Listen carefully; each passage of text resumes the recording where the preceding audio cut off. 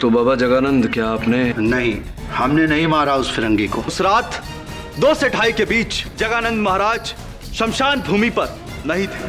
चंडी, तेरे इस झूठ से धरती फटे ना फटे, अंबर फटेगा बिजली से। अंबर फटा, बिजली चमकी और चंडी मर गया।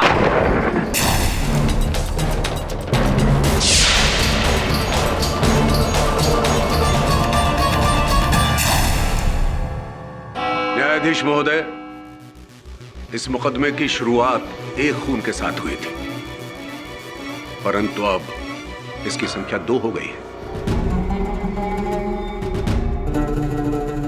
आज से 2 रोज पहले ही महाराज जगानंद जी ने भविष्यवाणी की थी कि उनके शिष्य चंडीदास की मृत्यु बिजली गिरने से हो जाएगी, और एक दिन के बाद वैसा ही हुआ। उनकी मृत्यु बिजली लगने से हुई। भविष्यवाणी सच निकली। तो इसे हम क्या समझे न्यायाधीश महोदय? योर ऑनर, समझ तो मैं नहीं पा रहा कि पंत साहब की बात का तात्पर्य क्या है। क्या कहना चाहते हैं पंत साहब की चंडीदास की मृत्यु बाबा जगानंद जी के श्राप देने के कारण हुई है? आई होप आपका इशारा ये नहीं है मिस्टर पंत। मैं बिल्कुल ऐसा नहीं कह रहा हूं न्यायाधीश महोदय, बल्कि मैं तो उसका उल्टा कह रहा हूं कि ये जो षड्यंत्र रचा जा रहा है उसमें मात्र स्वामी जगानंद ही इन्वॉल्व नहीं है, उसमें इनका कोई साथी सहयोगी भी है, पार्टनर इन क्राइम, जो इनके आदेश का पालन करते हैं। नहीं साहब, चंडीदास का मौत बिजली के झटके से ही हुआ है साहब। हम उस शमशान के रखवाले हैं। बिजली का कनेक्शन सिर्फ हमारी झोपड़िया में है साहब। बाकी दूर दूर तक न कोई कनेक्शन है, न कोई खंभा है, न कोई तार है। और मैंने चंडीदास को वहां जाते हुए देखा साहब, और ठीक उसके सुबह उनका मृत शरीर शमशान के बीचों बीच पाया गया। बिजली का झटका आखिर लगा कहां से, सिवाय आकाश के? जगानंद बाबा के मुंह से निकला हुआ हर शब्द, हर श्राप सच साबित होकर रहता है साहब। मुझे एक बात बताओ तुम, क्या तुमने आसमान से बिजली गिरते हुए देखी? नहीं साहब, लेकिन तो फिर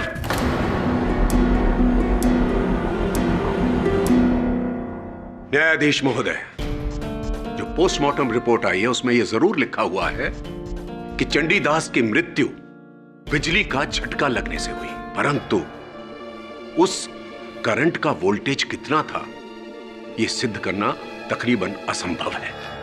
न्यायाधीश महोदय, यह साबित करना बड़ा मुश्किल है कि यह इंसानी बिजली थी या आसमानी। योर ऑनर, मैं पंत साहब की बात से सहमत हूं। मुझे भी ऐसा लगता है कि चंडीदास की मृत्यु किसी मनुष्य ने की है, उसे किसी यंत्र द्वारा बिजली देकर। मिस्टर केडी सच बात कह रहे हैं। मुझे भी ऐसा ही लगता है न्यायाधीश महोदय। डिफेंस और प्रोसिक्यूशन एक ही बात से सहमत हैं? Not at all your honour, मेरा ये कहना नहीं, क्योंकि पंत साहब ये मानते हैं कि चंडीदास को बाबा जगानंद जी के किसी सहयोगी ने मारा है, जबकि मुझे ऐसा लगता है कि चंडीदास की मृत्यु उस व्यक्ति ने की है जिसने पहले बाबा जगानंद जी की बात सुनी और ठीक उसी तरह चंडीदास को मारा, ताकि बाबा जगानंद और कठिनाई में फंस जाए।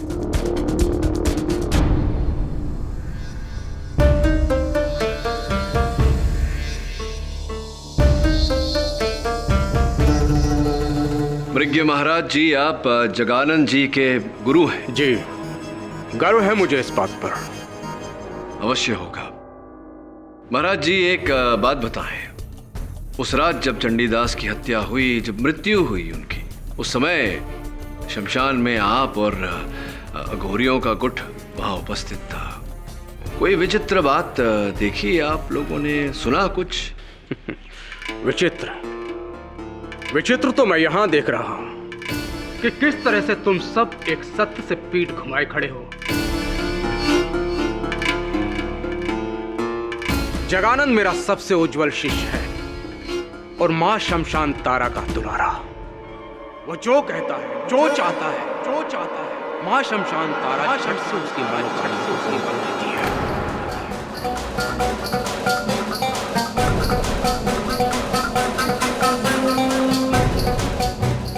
जब उसने उस पाखंडी चंडीदास की बलि चाही, मां ने उसकी झपून की। स्वाहा! आप लोग जाखर और मृग महाराज के कहने के बाद भी अघोर शक्ति से मुकर रहे हो? अगर जगानंद महाराज चाहें तो धरती चीर के अमृत निकाल दें। मां का उपकार है इनके ऊपर। एक बार मेरे सामने तो इन्होंने मांस के टुकड़ों को मिठाई बना दिया था।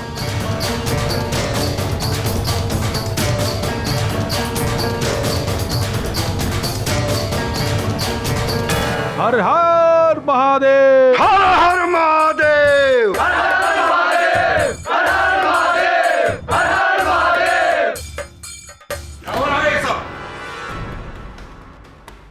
न्यायाधीश महोदय, क्या हो रहा है ये कोई इनकी महासभा नहीं है जहां पर ये लोग प्रवचन करेंगे और हम इनके प्रवचन सुनेंगे। मुझे तो लगता है कि अपनी सामूहिक शक्ति दिखाने के लिए ये समाज पर आतंक फैलाकर डर पैदा करना चाह रहे हैं।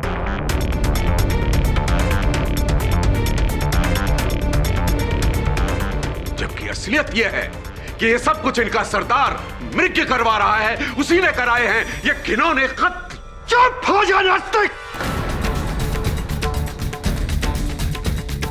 तेरा यह दुस्साहस कि तू मेरे गुरु पर उंगली उठाए, जिसकी वजह से मैंने संसार छोड़ा, मैं अघोरी बना, जो मेरे अस्तित्व का कारण है, तू उन पर लांछन लगाता है।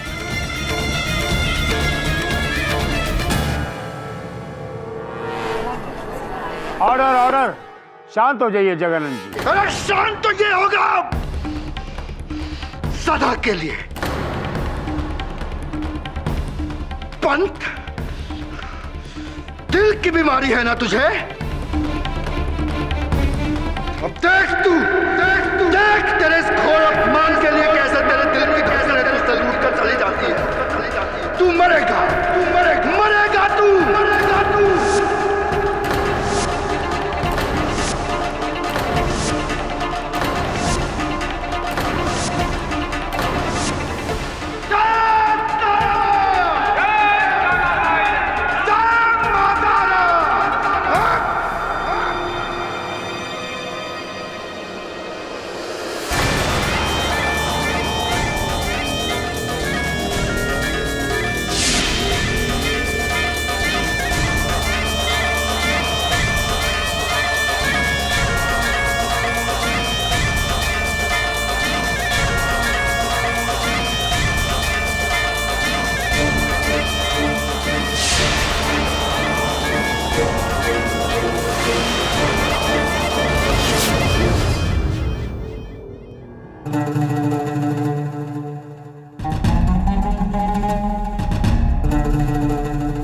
तो यही जानने आया है ना कि मैंने अदालत में सरकारी वकील को जो धमकी दी वो सच होगा या नहीं, उसे दिल का दौरा पड़ेगा या नहीं, है ना? संयोग एक बार होता है बाबा, दो बार नहीं। और जो दो बार है उसे क्या कहोगे? षड्यंत्र या षड़तंत्र?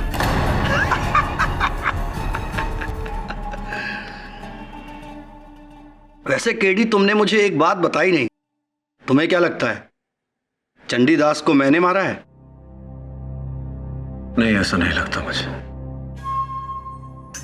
पता नहीं तुम्हारे इस उत्तर से मुझे प्रसन्न होना चाहिए या उदास। प्रसन्न इसलिए कि तुम्हें मेरी बेगुनाही पर भरोसा है, और उदास इसलिए कि तुम्हें मेरी शक्तियों पर भरोसा नहीं है। बाबा, मैं आपकी शक्तियों पर भरोसा कर लूं तो उससे इस केस का परिणाम नहीं निकल आएगा। लेकिन इसी भरोसे पर तो तुम केस का परिणाम निकालते आए हो केडी। देखते हैं तुम्हें मुझ पर कितना भरोसा है। इस कपाल का पानी पीकर दिखा। पियो, मेरे कपाल के बर्तन से पानी पियो। क्या हुआ? हाँ? एक अघोरी के जूते को पीने से डर गए? हाँ?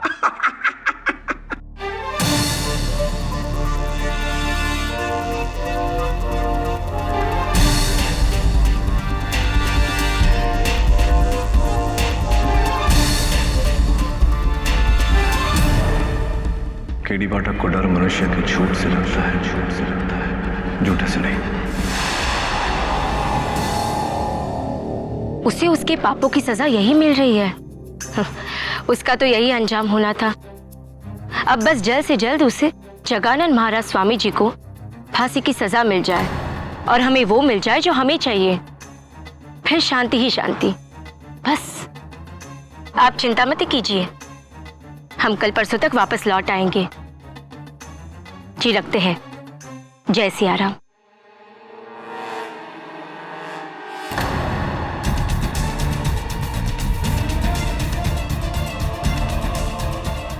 अरे सुनिए, ओ बहन जी सुनिए, आपका पैसा तो देते जाइए। अरे सुनिए तुझे, सॉरी।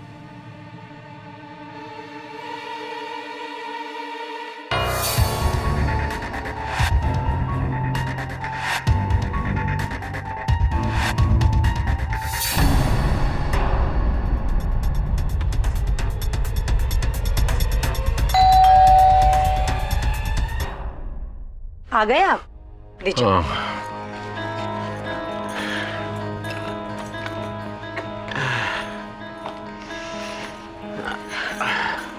ये क्या, अदरक लाना फिर भूल गए? आप भी ना कुछ भूलते ही रहते।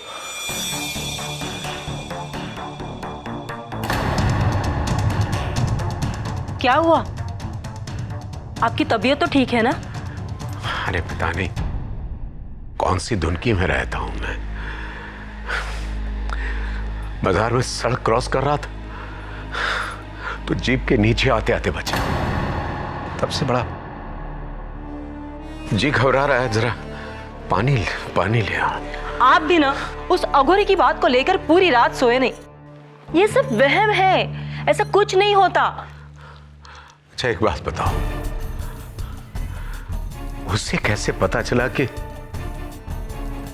मुझे दिल की बीमारी है और मुझे 2 बार दौरे पड़ चुके हैं? अरे केस के वक्त आपको गोली खाते हुए देख लिया होगा। बड़े दिमाग वाले होते हैं ऐसे लोग। आप आराम कीजिए, मैं आपके लिए पानी लेकर आती हूँ। पंत, दिल की बीमारी है ना तुझे? अब देख तेरे इस घोर अपमान के लिए कैसे तेरे दिल की धड़कन तुझसे लूट कर चली जाती है। तू मरेगा तू।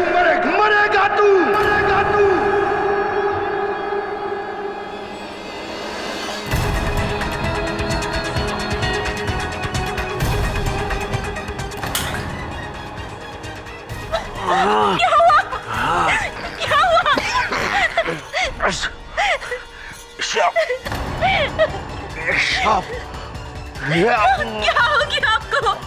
सांप।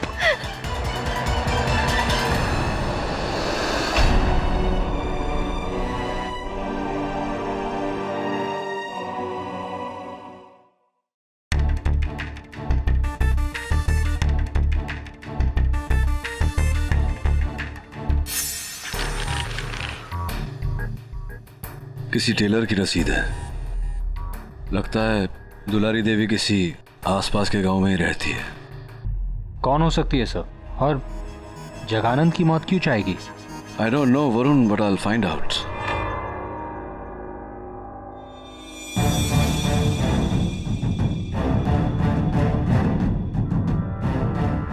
प्रेम कुमार मिश्र।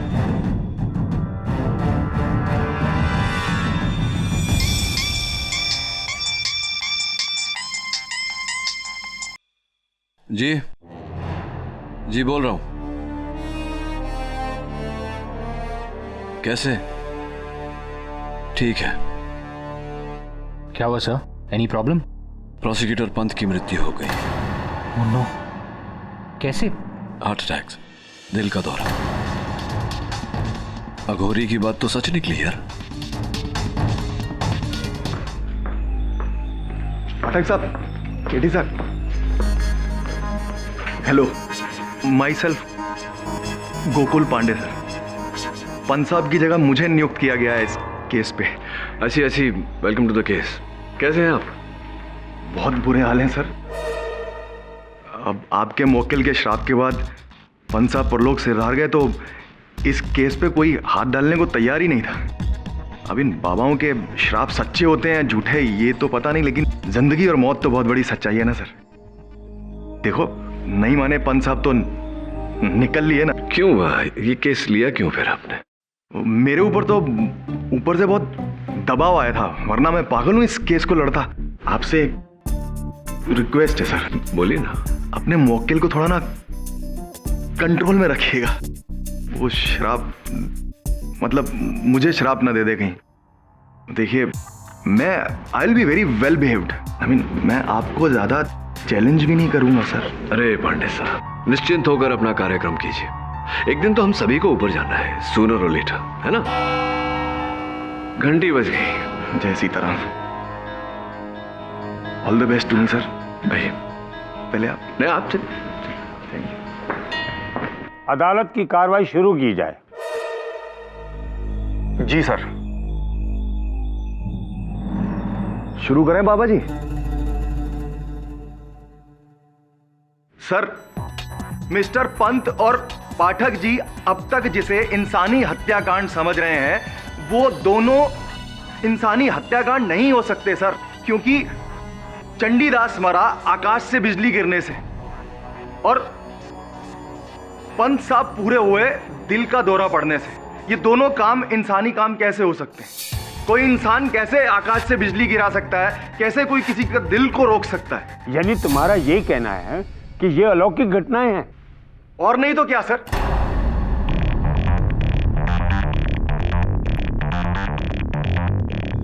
पांडे जी, कृपया कर अदालत को बताएं कि आप यहां किसके विरुद्ध अभियोग चला रहे हैं। अरे पाठक जी, मैं कौन होता हूं किसी के विरुद्ध अभियोग चलाने का या किसी को सजा या माफी दिलवाने का? मुझे तो इस केस में एज ए प्रोसिक्यूटर नियुक्त किया गया है, तो मैं अपनी सिर्फ दलील रखूंगा। और साथ में यह भी कहना चाहता हूं कि मिलॉर्ड, कुछ चीजें इंसान और कानून से परे भी होती हैं, है कि नहीं? मिस्टर पांडे, अदालत शराब और चमत्कारों को नहीं मानती। और मैं दोनों वकीलों को यह बता दूं, ये केस चंडीदास और प्रोसिक्यूटर के मौत के लिए नहीं है। ये केस स्टीवन मार्क्स की हत्या को लेकर है, जिसे किसी चमत्कार या शराब से नहीं, इंसानी तरीके से तकिए से सांस रोक कर मारा गया। इसलिए मेरे लिए ये कोई खास या अलौकिक केस नहीं है, ये एक आम मर्डर केस है। अपनी आगे की दलीलें इसी बात को मद्देनजर रखते हुए पेश की जाएं। धन्यवाद यार, इस पैरवी को सही दिशा दिखाने के लिए। बिल्कुल ठीक कह रहे हैं आप। स्टीवन मार्क्स का हत्याकांड एक चमत्कारी या अलौकिक घटना नहीं था। ठीक उसी प्रकार यार ऑनर, जिस प्रकार चंडीदास और प्रोसिक्यूटर पंत की मृत्यु कोई अलौकिक घटना नहीं, स्ट्रेट मर्डर केस है। और मुझे पूरा संदेह है यार ऑनर कि ये तीनों हत्याएं एक ही व्यक्ति ने की है। तो क्या आपका मतलब यह है कि पंत साहब की जो मौत हुई वो भी किसी इंसान के द्वारा हुई? मतलब किसी इंसान ने उनके शरीर में ऐसे हाथ डाला और यूं दिल को रोक दिया?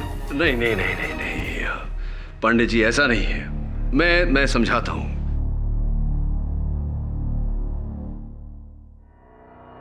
योर ऑनर, प्रोसिक्यूटर पंत हर शनिवार को गोल बाजार जाते थे सब्जियां खरीदने। सब्जियां खरीदने के बाद वहां चाय की दुकान पर बैठकर चाय पीते थे, अखबार पढ़ते थे।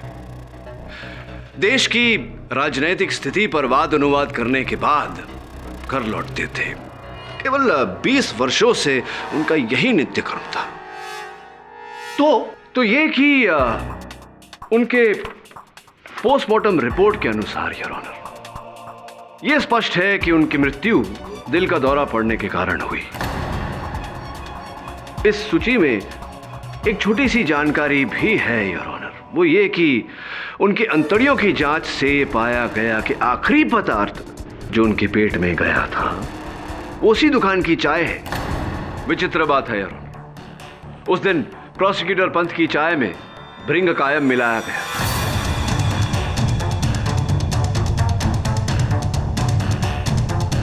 जबकि उनका दिल पहले से ही कमजोर था।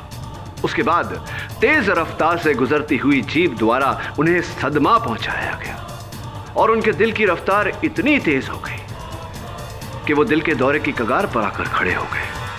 बाकी बची कसर जगानंद जी की कही हुई बात, इनके क्या कहते हैं, श्राप जो इन्होंने दिया था, उसने वो कसर पूरी कर दी।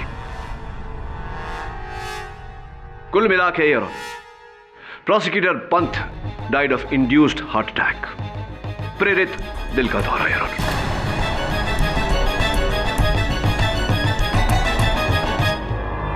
और मुझे पूरा विश्वास है योर ऑनर कि चंडीदास की मृत्यु आकाश से बिजली गिरने के कारण नहीं, बल्कि किसी मनुष्य के किसी यंत्र द्वारा बिजली देने के कारण हुई है। ये क्या कह रहे हैं पाठक साहब?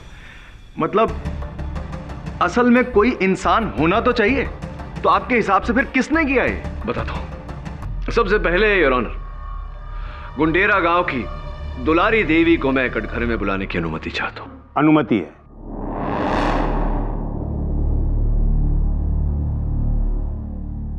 दुलारी देवी जी, कौन कौन है आपके परिवार में? जी 2 बच्चे हैं, हमारी माँ है और बस मैं। पतिदेव? वो तो कब का मर चुका।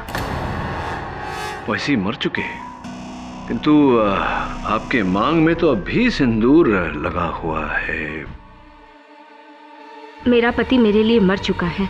अच्छा अच्छा अच्छा, ऐसी आपके लिए मर चुके हैं, लेकिन वास्तविकता में जीवित है। उससे क्या पूछते हो?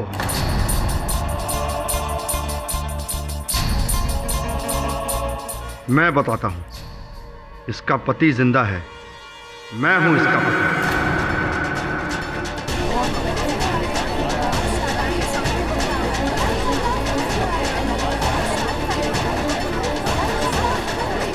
Order order. इस जानकारी के लिए धन्यवाद श्री प्रेम कुमार मिश्र।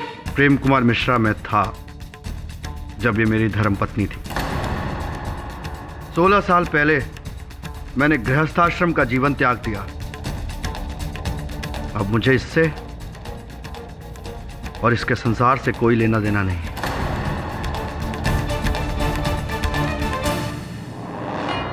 दुलारी देवी जी, आपके पति, पूर्व पति प्रेम कुमार मिश्र और अब बाबा जगानंद जी का ये कथन है कि 16 वर्ष हो गए इन्होंने आपको छोड़ दिया, आपके साथ संबंध तोड़ दिया, और आप आज भी इनके पीछे लगी हुई है। किस आशा से? क्या कोई संभावना है इनके आपके जीवन में वापस लौटने की? वो उम्मीद तो हमने 10 साल पहले ही छोड़ दी थी, जब ये अपने पिता के अंतिम संस्कार में भी नहीं आए थे। तभी तो कहती हूँ, मर चुके ये हमारे लिए। दुलारी देवी, मैं समझा नहीं पाया। अगर आपने ये मान लिया है कि आपके पति आपके लिए मर चुके हैं, तो 16 साल बाद भी आप यहाँ इस अदालत में क्यों? कारण क्या है इसका? बोलिए ना, कारण क्या है इसका? कागजात पर दस्तखत करवाने, ताकि घर और जमीन हमारी हो सके। ताकि घर और जमीन आपकी हो सके। तो इस समय घर और जमीन किसके नाम पर है? मेरे भाइयों के नाम है। मेरा मतलब जो मेरे भाई थे, लेकिन मैंने कागजात पर हस्ताक्षर करने से इनकार कर दिया था। अब ये कागज पत्थर हस्ताक्षर सही, इस सब से क्या मतलब है मेरा? मैं इस मोह माया के झगड़ों में नहीं पड़ना चाहता। अब इनकी मर्जी है, जो चाहे करे। कैसे करे? जब तक तुम जिंदा हो, कानून मुझे कोई हक नहीं देता।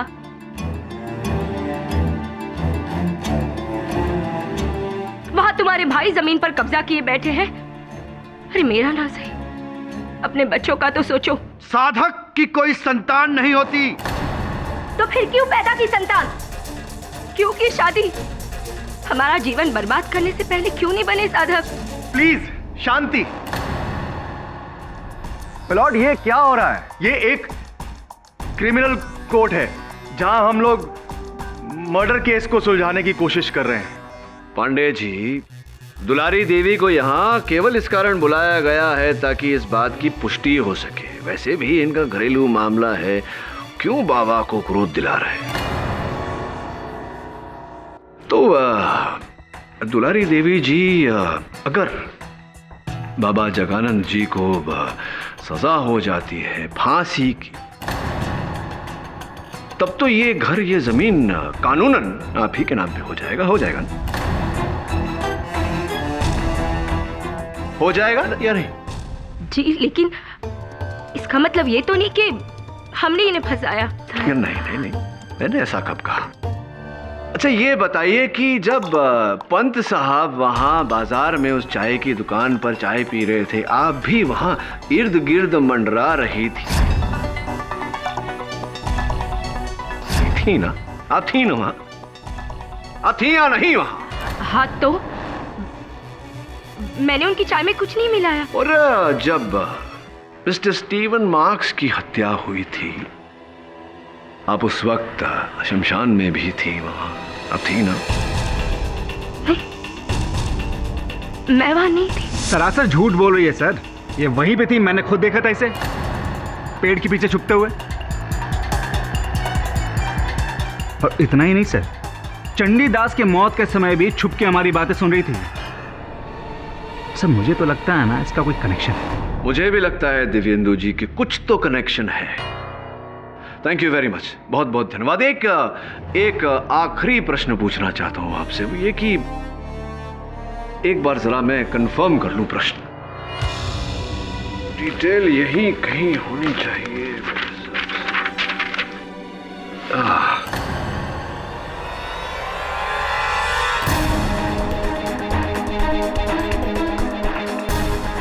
मेरा प्रश्न आपसे ये था कि अमांडा जी और आप ये जो कार्य कर रहे हैं हरिद्वार में, तो किस प्रकार के वाहन का उपयोग कर रहे हैं आप दोनों? जीप थी, ब्लू जीप, नीले कलर की है। हाँ देखिए संयोग की बात है कि प्रोसिक्यूटर पंत पर जो हमला हुआ वो भी एक ब्लू जीप, नीले कलर की जीप के द्वारा हुआ।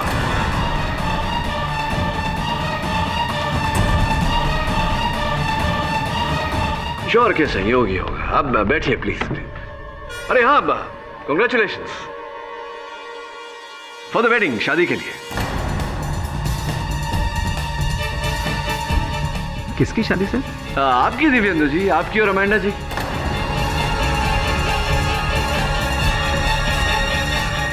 और जो मुझे पूरा विश्वास है कि आपने कहीं छिप छिपा के किसी मंदिर में की होगी।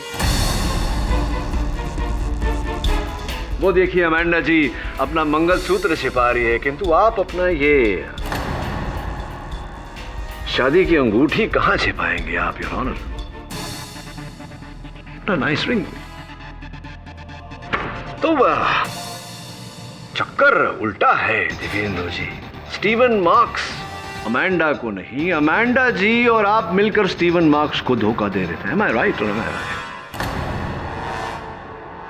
They must be right. What's it? Yes, ये सच है। स्टीवन को यह शक था कि मेरा और दिव्येंदु का अफेयर, इसलिए उस रात उसने मेरा लॉकेट तोड़ा। और उसी रात आपने और दिव्येंदु ने मिलकर उसे। What? No, no, no. I would never kill him. Dibyendu. दुर्भाग्यवश अदालत है ये मोहतरमा जी, और यहाँ दिव्येंदु जी आपकी कोई मदद नहीं कर सकते। बड़े दुख की बात है कि स्टीवन को मरे 10 दिन भी नहीं बीते और आप दोनों ने यहाँ अदालत में उसके विरुद्ध झूठ बोला, शादी भी कर ली। Not a good sign at all, Miss Amanda Thomas. Oops, should I say Mrs. Amanda Saxena? I didn't kill Stephen. Who did? He did.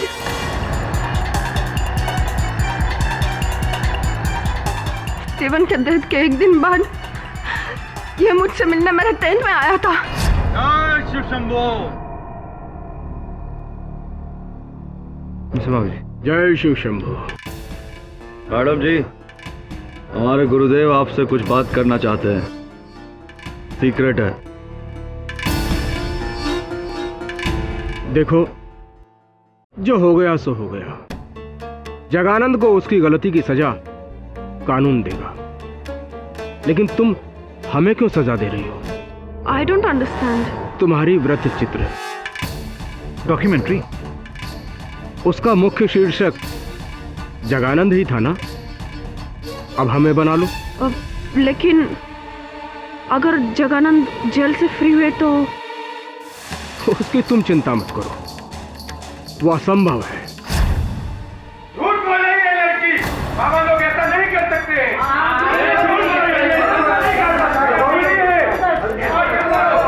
Order order, आप सब बैठ जाइए। हाँ, यह सत्य है।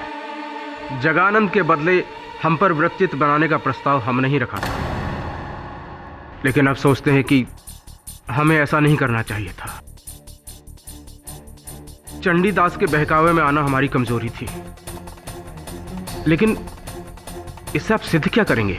मैं इससे ये सिद्ध करना चाहता हूं महाराज कि जगानंद पर नहीं, अपने आप पर यह वृत्त चित्र बनाने के लिए आपने स्टीवन मार्क्स की हत्या की और उसके आरोप में आपने बाबा जगानंद को फंसाया। केडी पाठक, मेरे गुरु के विरुद्ध बोलने की हिम्मत कैसे की तूने?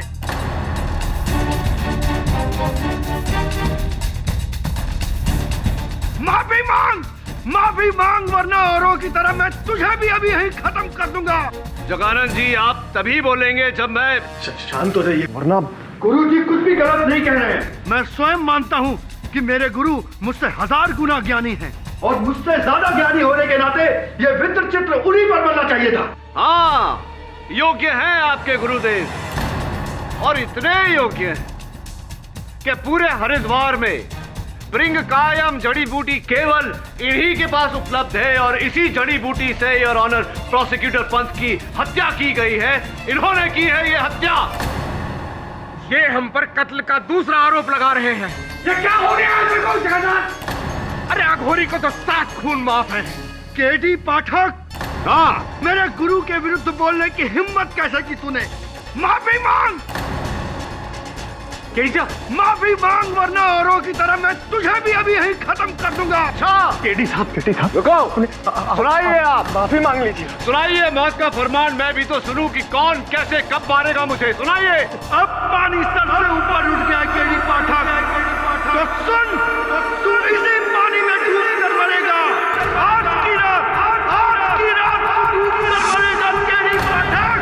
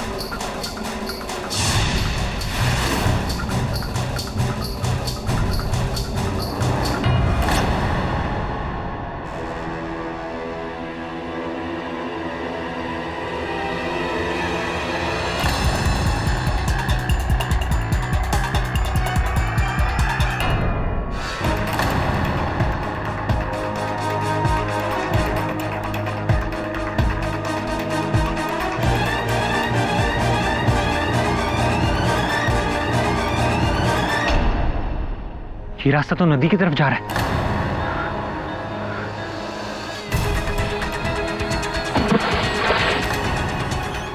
केडी साहब!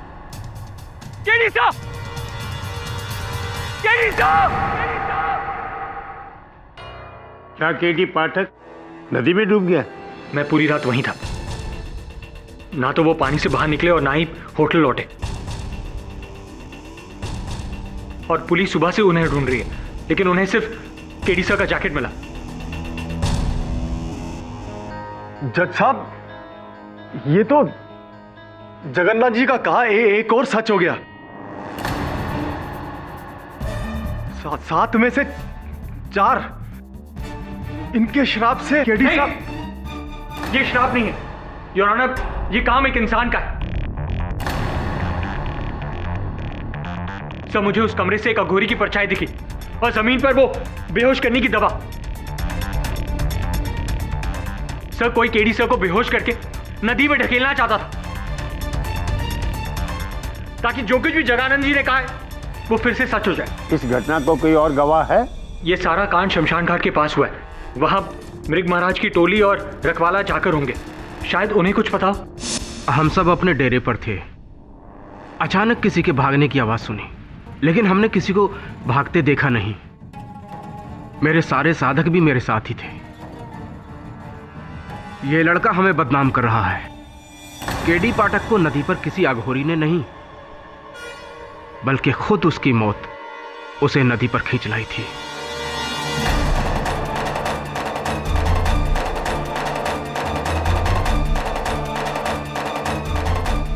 सब हम रात को अपनी झोपड़ी के बाहर बैठे हुए थे और हमने बाहर किसी के भागने की आवाज सुनी। जाकर नदी के पार देखा तो हमें ऐसा लगा कि कोई आदमी पानी में डूब रहा है और वो अपने ऐसे हाथ हिला रहा था और कुछ देर बाद गायब। हम चाहे के भी कुछ नहीं कर पाए साहब। हमें ऐसा लग रहा है कि जरूर वो केडी पाठक ही होंगे। वो मैं नहीं था।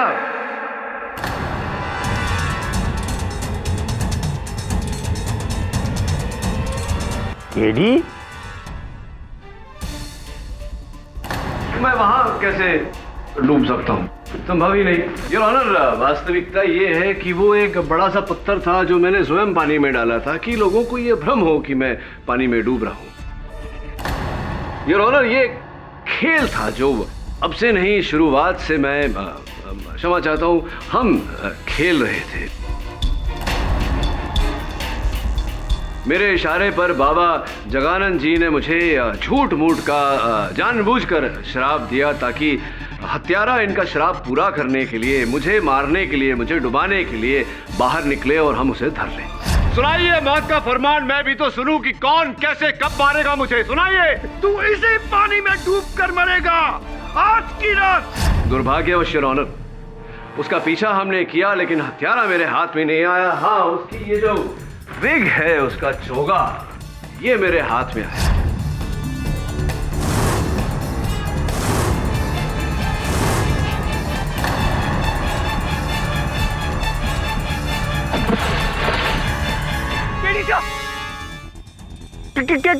केडी सा? किसे ढूंढ रहे थे? तो फिर पानी में वो पत्थर है, पत्थर। और ये विग है। एक बात बता वरुण, तूने कभी किसी अघोरी को विग पहनते हुए देखा? मैंने तो नहीं देखा। जिसका अर्थ ये होता है योर ऑनर कि हत्यारा कोई अघोरी नहीं, एक साधारण सा मनुष्य है अघोरी के भेष में। जाखर साहब, आपने कहा था कि आपने जब वो हाथ हिलाते हुए पत्थर को डूबते हुए देखा, आप अपनी कुटिया के बाहर बैठे हुए थे, किंतु मैं जब उस हत्यारे का पीछा कर रहा था, आपकी कुटिया के बाहर तो कोई उपस्थित नहीं था। ऐसा कैसे हो गया? ये मैं बताता हूँ कि ऐसा कैसे हुआ। क्योंकि आप उस समय मेरे आगे आगे दौड़ रहे थे और मैं आपके पीछे पीछे दौड़ रहा था, आपका पीछा करते हुए। इसीलिए आप अपनी कुटिया के बाहर नहीं थे, मेरे आगे थे दौड़ते हुए। ये कमाल करते हैं आप साहब, कुछ भी गलत सलत इल्जाम लगाए जा रहे हैं।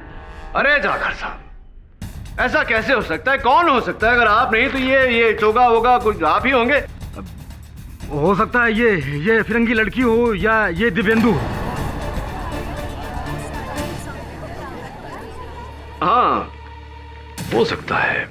पर अब समस्या ये आती है कि मेरे होटल के फर्श पर जब वो हत्यारा आया था तो वो शमशान की मिट्टी बिछा कर गया मेरे फर्श पर। शमशान की मिट्टी तो आप ही शमशान में रहते हैं, देखिए जाकर साहब। अब शमशान की मिट्टी तो कोई भी ला सकता है हुजूर।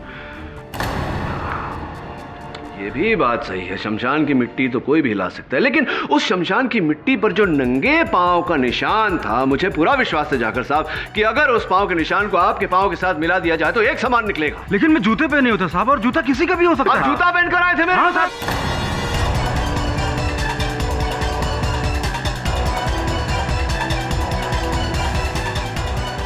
जूता पहनकर आए थे आप मेरे कमरे में वो विष की बोतल रखने।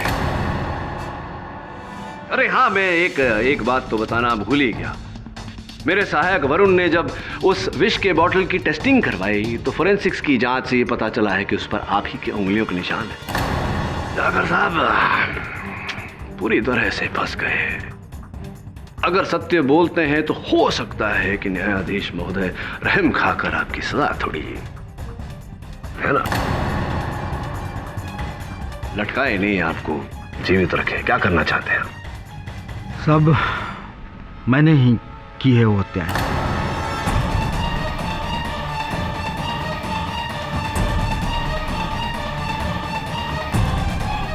शमशान एक ऐसी जगह है साहब जहां अक्सर लोग रात को जाने से डरते हैं, और खासकर वहां जहां अघोरियों का वास हो।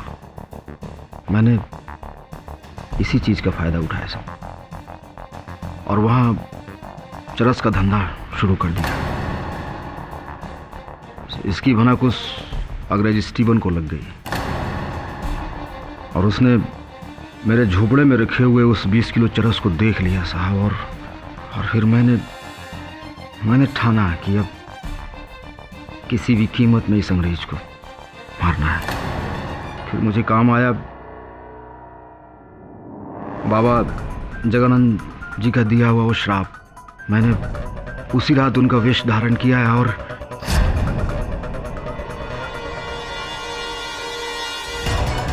और तकिए से उस स्टीवन को मार डाला।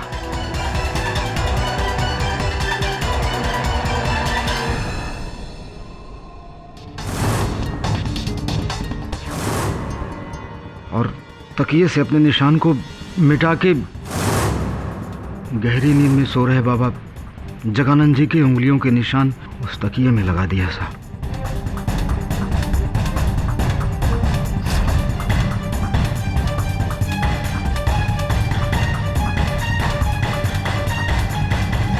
जाकर साहब, अब सत्य बोल ही रहे हैं तो ये भी बता दीजिए कि चंडीदास को, बेचारे को, क्यों मारा आपने? सब चंडीदास और मैं दोनों उस चरस के धंधे में बराबर के भागीदार थे। इसलिए उस दिन चंडीदास ने कोर्ट में बाबा के खिलाफ गलत बयान दिया, और जैसे ही बाबा का श्राप उस पर पड़ा, मैंने सोचा बस बराबर की भागीदारी खत्म। बाबा पर आरोप और गहराया, और मैंने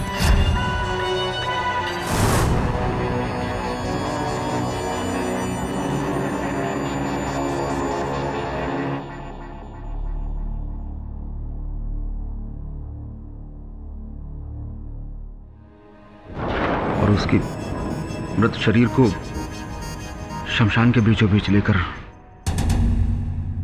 फेंक दिया सर।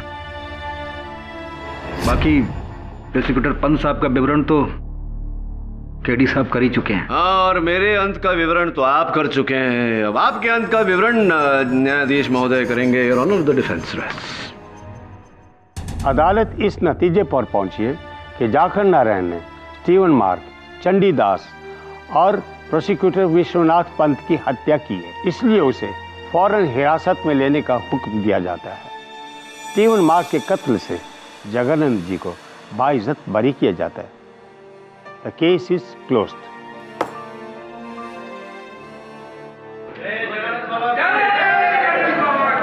जय बाबा भोलेनाथ की, जय बाबा Bholenath.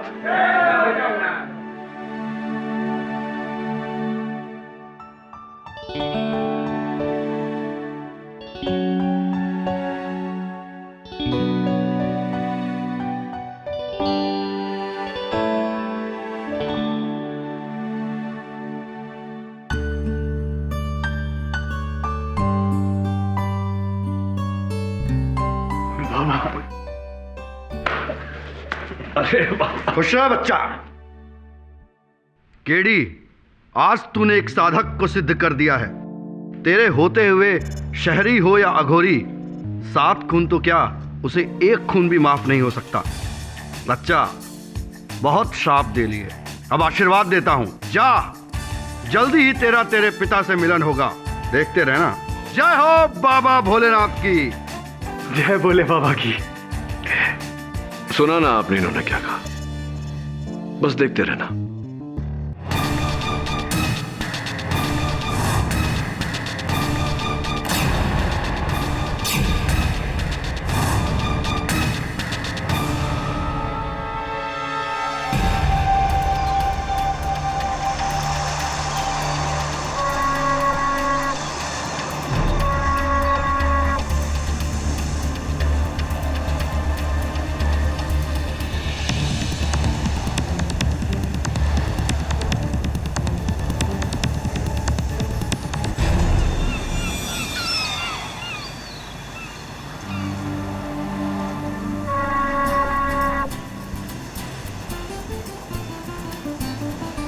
Hey Roshali, hi, what a pleasant surprise. Hi Varun, How are you? तुम यहाँ? बस यार अलीबाग जा रहा हूँ, fun trip. Meet my parents, मम्मा पापा. नमस्ते आंटी, नमस्ते अंकल. नमस्ते. पापा ये वरुण है, मेरा बहुत पुराना दोस्त. राइट नाउ ये फेमस लॉयर केडी पाठक को असिस्ट कर रहा है. ये तो बहुत अच्छी बात है. इतनी कम उम्र में केडी जैसे इंसान के साथ काम करने का तुम्हें मौका मिला. You are very lucky. Yes aunty, I'm very lucky.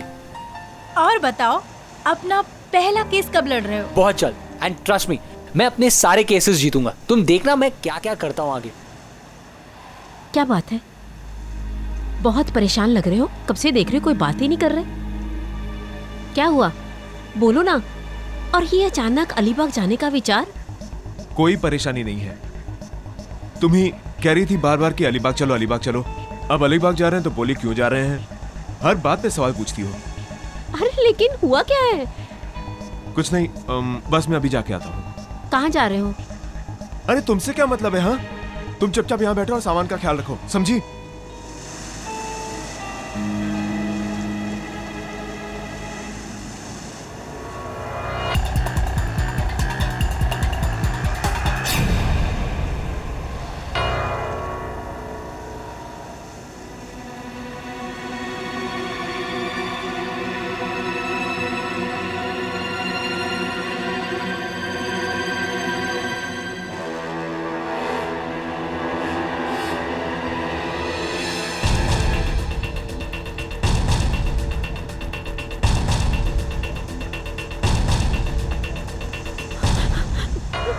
क्या तुम्हारा दिमाग खराब हो गया क्या?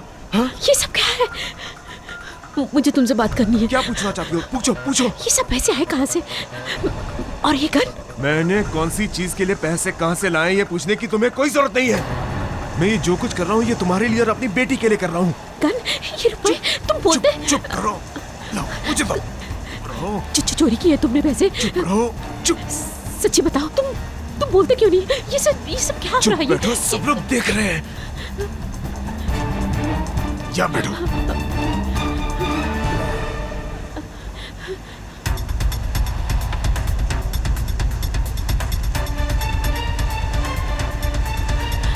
अब तुम यहाँ भी पीछे पीछे आ गई. क्या नाटक लगा रखा है तुमने? तुम्हारा दिमाग खराब हो गया क्या? अरे जब से शादी हुई है पैसे के लिए हाई तौबा मचा रखी है. अब जब पैसा है तो भी हाई तौबा मचा रही हो. अरे आखिर तुम चाहती क्या हो? मैं सच जानना चाहती हूँ. मार डालो मुझे, तभी खुशी मिलेगी तुम्हें. काश मैं ये कर पाती. क्या? तुम्हें क्या लगता है इन चोरी किए हुए पैसों से हमारा भला होगा? हाँ बोलो. क्या तुम्हें लगता है मैंने चोरी की है? और नहीं तो क्या. नहीं तो तुम्हारे पास से इतने पैसे आए कहाँ से? बोलो कहाँ से आए? हाँ रोशाली, क्यों हमारी जिंदगी रोशाली सीधे से क्यों? क्या हुआ? अच्छा. ऑल ओके, सब ठीक है? मेरी वजह से अब तुम्हारी जिंदगी बर्बाद हो रही है ना. लो लो मार दो मुझे.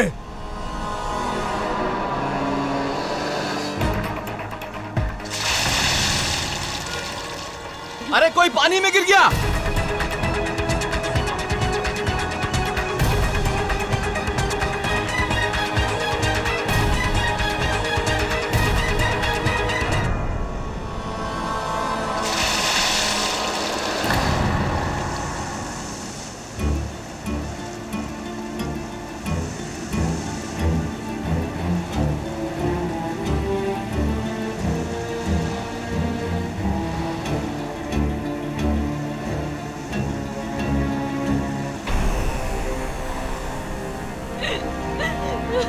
नीचे तो कुछ नहीं मिला. कुछ नहीं मिला साहब. साहब, ये औरत किसी आदमी के साथ यहाँ खड़ी थी. शायद उन दोनों में झगड़ा चल रहा था. फिर मैंने आवाज सुनी कि कोई समुंदर में गिर गया है. जी हाँ साहब, मैंने ऊपर से देखा था. डूबने वाला व्यक्ति इनके पति जैसा था. हवलदार साहब, वो देखिए गन.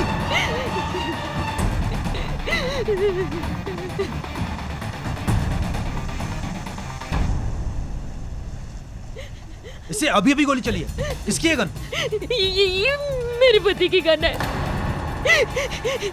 लेकिन मैंने कुछ नहीं किया. सच सच बताओ. मैंने कुछ नहीं किया. मैं सच कहती हूँ, मैंने कुछ नहीं किया. ये बैग किसकी है? मेरे पापा का बैग है. अरे इसमें तो बहुत सारे नोट हैं.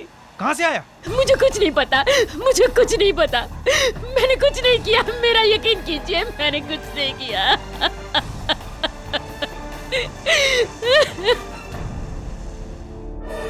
मैं रुशाली और उसके परिवार को बहुत अच्छी तरह से जानता हूं। सर, मुझे पूरा यकीन है कि आंटी बेकसूर है। कोई औरत अपने पति को इस तरह क्यों मारना चाहेगी? सर, मेरा यकीन कीजिए, आंटी बेकसूर है। सर, एक बार प्लीज आप एक बार रुशाली की मॉम से मिल तो लीजिए। अगर आपको उनकी बातों में सच्चाई ना दिखी तो फिर आप उनका केस मत लीजिएगा, लेकिन एक बार मिल तो लीजिए। चल ठीक है, कहता है तो मिल लेते हैं। Thanks sir. तो अपने फ्रेंड के माँ के लिए इतना कह रहा है, पर तेरी फ्रेंड क्यों नहीं आई? सर, उसका फोन स्विच ऑफ है, पता नहीं वो कहाँ है। शायद अंकल की डेथ की वजह से वो डिप्रेस्ड है। चल। मैं अपनी बेटी की कसम खाती हूँ, मैंने कुछ नहीं किया। मुझे तो ये भी समझ में नहीं आ रहा कि वो सब हो कैसे गया।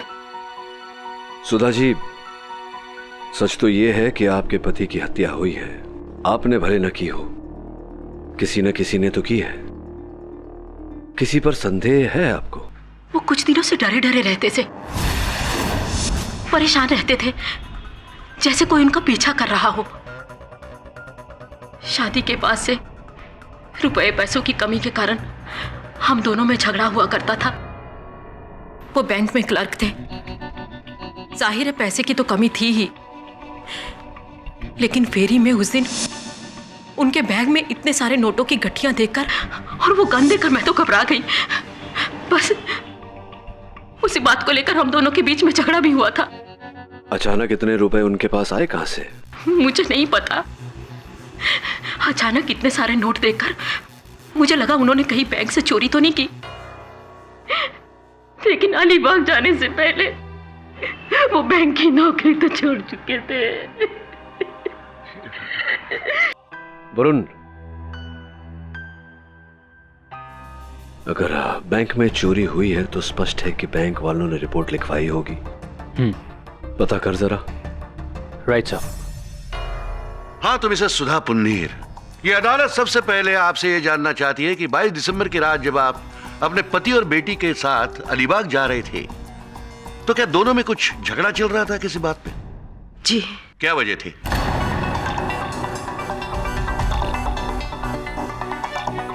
अगर आप कुछ नहीं बताना चाहती तो योर ऑनर, मैं अपने पहले गवाह को कटघरे में बुलाने की इजाजत चाहता हूँ। इजाजत है। राघव जी, 22 दिसंबर की शाम क्या आप उसी अलीबाग जाने वाली फेरी से सफर कर रहे थे जिससे दिनकर पुंडीर अपने फैमिली के साथ जा रहे थे? जी हाँ वकील साहब, मैं भी उसी बोट पर सफर कर रहा था। क्या आप अदालत को ये बता सकते हैं कि उस वक्त आपने क्या देखा, क्या सुना? दरअसल वकील साहब, मैं उस वक्त अपर डेक पर था और मैंने वहां से ऑब्जर्व किया कि पति और पत्नी के बीच में कुछ प्रॉब्लम चल रहा है। इनके पति ने दरअसल इन्हें उनके बैग को चेक करते हुए देख लिया था, जिससे वो बहुत नाराज हो गए थे और झगड़ा शुरू हो गया। क्या वैसे क्या था उस बैग में जिससे उन दोनों में झगड़ा शुरू हुआ? सर, शुरू में तो मुझे मालूम नहीं पड़ा कि उस बैग में ऐसा क्या था जिसको लेकर इतना बड़ा झगड़ा शुरू हो गया, लेकिन बाद में जब पुलिस ने तलाशी ली तो मुझे मालूम पड़ा कि उस बैग में काफी नोट थे। क्या वो यही बैग है? जी हाँ, यही बैग है। आपके पति एक बैंक में मामूली से कारकुन थे, इतने सारे रुपए उनके पास कहां से आए? मुझे नहीं पता उनके पास इतने सारे पैसे कहां से आए। इसी बात को लेकर तो मेरा उनके साथ झगड़ा भी हुआ था। मुझे लगा कि शायद उन्होंने बैंक से चोरी किए पैसे। फिर तो आपको यह भी लगा होगा कि चोरी के रुपयों का कोई रिकॉर्ड होता नहीं है। पति को रास्ते से हटा और बैग में जितने सारे रुपए हैं उसे आराम की जिंदगी बिताओ। नहीं, अगर आराम की जिंदगी बितानी होती तो मैं उनके साथ झगड़ा ही क्यों करती। मैं तो यही जानने की कोशिश कर रही थी कि इतने सारे नोट उनके पास कहां से आए। अगर आपकी बात सच है तो बताइए, वहां जो गन मिली उस पर आपकी उंगलियों के निशान कैसे मिले? मेरा उनके साथ झगड़ा हो रहा था तो गुस्से में गन उन्होंने मेरे हाथ में पकड़ा दी। मतलब आपका यह कहना है कि आपके पति ने अपने हाथों से बंदूक आपको दे दी ताकि आप उसे गोली मार। योर ऑनर, इस बात की पुष्टि के लिए मैं हवालदार सुदेश कदम को बुलाना चाहता हूं कटघरे में, जो वहां पर मौजूद था।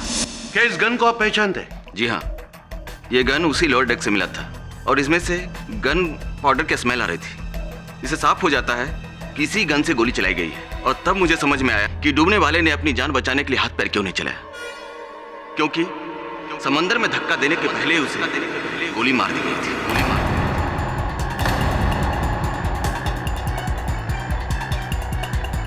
योर ऑनर, राघव और हवालदार कदम के बयान और इस गन पर पाए गए उंगलियों के निशान से साफ जाहिर है कि दिनकर पुंडेर का खून बाकी और किसी ने नहीं बल्कि उनकी पत्नी सुधा पुंडेर ने ही किया हुआ है। ये झूठ है, मैंने उनका खून नहीं किया। तो फिर इस बंदूक पर आपकी उंगलियों के निशान कैसे पाए गए? जैसे कि मैं आपको पहले भी बता चुकी हूँ कि इसी बात को लेकर हमारा झगड़ा हो रहा था। झगड़े के बाद वो बात को टालने के लिए नीचे उतर गए और मैं भी उनके पीछे पीछे नीचे उतर गई।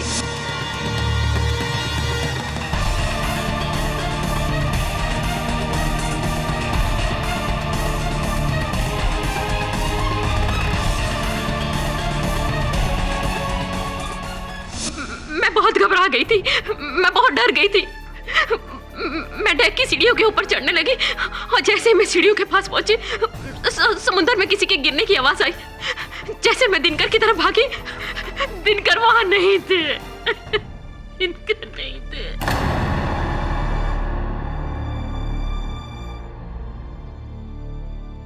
कहानी बहुत अच्छी बनाई आपने, लेकिन ऐसा कुछ हुआ नहीं। हुआ ये कि आपको ये पता था कि आपके पति ने बैंक से रुपयों की चोरी की है।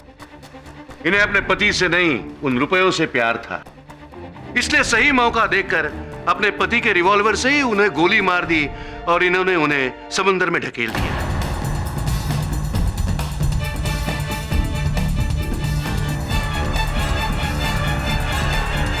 लेकिन जल्दबाजी में वो गन इनके हाथ से छूटकर वहीं गिर गई। और योर ऑनर, इन्होंने ये सब कुछ किया सिर्फ उन चुराए गए रुपयों के लिए। Mister Rane, mister Rane, mister Rane, your honour, न जाने क्यों हमारे गुणवान राणे साहब इस केस को उन रुपयों से जोड़ने का प्रयास कर रहे हैं और ये साबित करने की कोशिश कर रहे हैं कि वो रुपए बैंक से चुराए गए थे। इनकी विचारधारा अशक्त है और इनके दलील के विरुद्ध मेरे पास प्रमाण भी है योर ऑनर। आप कहना क्या चाहते हैं? मैं ये कहना चाहता हूं मिस्टर राणे कि आपकी दलील कि पुंधीर साहब ने अपने बैंक में चोरी की थी बिल्कुल निराधार है, क्योंकि बैंक का कहना है कि उनके यहां तो कोई चोरी हुई नहीं, उनका नकद का हिसाब ठीक ठाक है। और इसका प्रमाण योर ऑनर बैंक के अधिकारियों के बयान के रूप में आपकी मेज पर रखा हुआ है, आप स्वयं पढ़ सकते हैं। चलिए बात मान लेते हैं कि दिनकर जी ने बैंक से रुपयों की चोरी नहीं की, लेकिन इससे सुधा जी की बेगुनाही तो साबित नहीं होती। इसे यह साबित हो सकता है कि इन्होंने चोरी नहीं की, बस। सुधा जी पर तो अब भी आरोप लगा हुआ है कि इन्होंने अपने पति का खून उन पैसों के लिए किया। योर ऑनर, व्यक्तिगत रूप से तो मेरा भी यह मानना है कि इस हत्या का रहस्य उन रुपयों में ही कहीं छिपा हुआ है। इसलिए अति आवश्यक है हमारे लिए ये जानना कि आखिरकार दिनकर पुंडीर साहब के पास वो रुपए आए कहां से। सुधा जी, सोच विचार के बताइए, जब दिनकर जी ने बैंक की नौकरी छोड़ी और जब वो अलीबाग जाने की योजना बना रहे थे, उस समय में क्या आपने कुछ ऐसा देखा उनके व्यवहार में जो साधारण से बाहर हो? हाँ। एक दिन घबराए हुए से घर पे आए और बहुत डरे हुए थे। मेरे पूछने पर उन्होंने बताया कि कोई केस पे अदालत में गवाही देने वाले हैं और कोई तो उन्हें मना कर रहा है। ये बात उन्होंने मुझे बताई। इस बात को लेकर वो बहुत डरे डरे से थे, बहुत घबराए हुए से थे। Point to be noted your honour, किसी केस में दिनकर पुंधीर साहब किसी व्यक्ति के विरुद्ध गवाही देने वाले थे और उन्हें धमकी दी गई थी कि वो ऐसा न करे जिसके कारण वो घबराए हुए थे।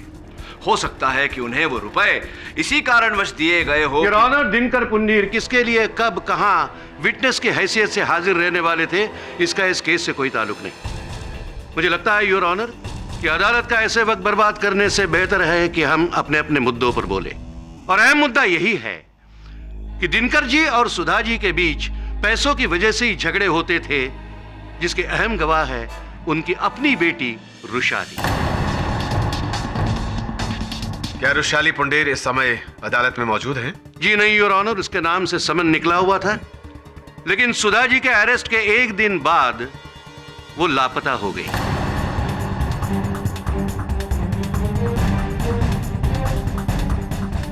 मैं कोर्ट से चाहता हूं कि रुशाली का पता लगाने के लिए पुलिस को सख्त से सख्त आदेश दे। योर ऑनर, मैं अभियोग पक्ष की इस दलील को पूरा समर्थन देता हूं, केवल इस कारण नहीं कि सुधा जी की लापता बेटी रुशाली इस केस में अहम गवाह बन सकती है, इस केस पर रोशनी डाल सकती है, खुलासा कर सकती है, बल्कि इस कारण भी कि दिनकर जी की मृत्यु के तुरंत बाद रुशाली का लापता होना कोई तो बात है योर ऑनर, कोई तो गहरा रहस्य छिपा हुआ है इसमें, और जब तक रुशाली मिल नहीं जाती, यह रहस्य खुल नहीं जाता, इस केस को आगे बढ़ाना उचित नहीं होगा। यह अदालत जल्द से जल्द रुशाली पुंडीर का पता लगाकर उन्हें अदालत में पेश कराने का हुक्म देती है। केडी सर, ये रही उस आदमी की डिटेल्स जिसके केस में दिनकर पुंडीर ने गवाही दी थी। संजय नार्वेकर। फौजरी का केस था सर, और दिनकर पुंडीर इसी केस में प्राइम विटनेस था। दिनकर की मौत के बाद पुलिस के लिए भी यह केस बंद हो गया। संजय नार्वेकर, वो तेरी दोस्त रुशाली का कोई पता चला? नहीं सर, रुशाली का कुछ पता नहीं चला। मैंने उसके दोस्तों से भी पता लगाने की कोशिश की, लेकिन किसी को पता नहीं कि वो कहां चली गई। योर ऑनर, मैं वो साक्ष्य अदालत के समक्ष करने जा रहा हूं जो ये साबित कर देगा कि दिनकर पुंडीर को मारने का उद्देश्य उनकी श्रीमती सुधा पुंडीर का नहीं, किसी और का था। ये किसकी बात कर रहे हो तुम केडी पाठक? संजय नार्वेकर की your honour. Your honour, Sanjay Narvekar वो व्यक्ति है जिसके केस में, जिसके विरुद्ध दिनकर जी गवाही देने वाले थे, मुख्य साक्षी थे उस केस में, और उनकी गवाही पर अवश्य संजय नार्वेकर को सजा होती। संभव है कि उन्हें गवाही देने से रोकने के लिए उन्होंने दिनकर जी को 10 लाख रुपए की रिश्वत दी हो, और रुपए देने के बाद भी संतुष्टि ना होने पर उन्होंने दिनकर जी को मार दिया। जबकि सच्चाई यह है कि संजय नार्वेकर नाम का कोई भी व्यक्ति उस फेरी पर मौजूद नहीं था।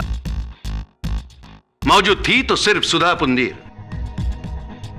और इस बात की पुष्टि के लिए मैं और एक गवाह पेश करना चाहता हूं, उस फेरी के इंचार्ज मिस्टर महिपाल। जी हाँ सर, हर रोज की तरह मैं डेली रूटीन चेक कर रहा था, नीचे डेक से लेके ऊपर डेक तक। जब मैं नीचे से ऊपर की तरफ जा रहा था तो मैंने देखा कि इनके पति ऊपर से बड़े गुस्से से नीचे की तरफ आ रहे थे, और उनके पीछे इनकी पत्नी भी थी। दोनों के बीच किसी बात को लेकर काफी झगड़ा हो रहा था।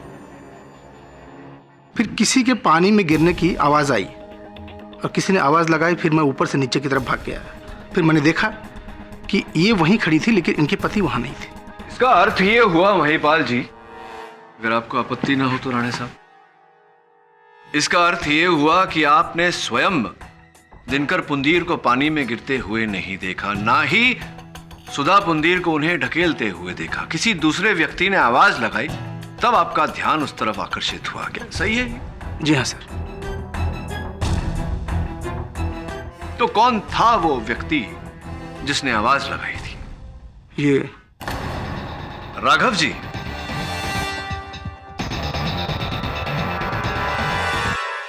अच्छा, एक और बात बताइए। जी सर।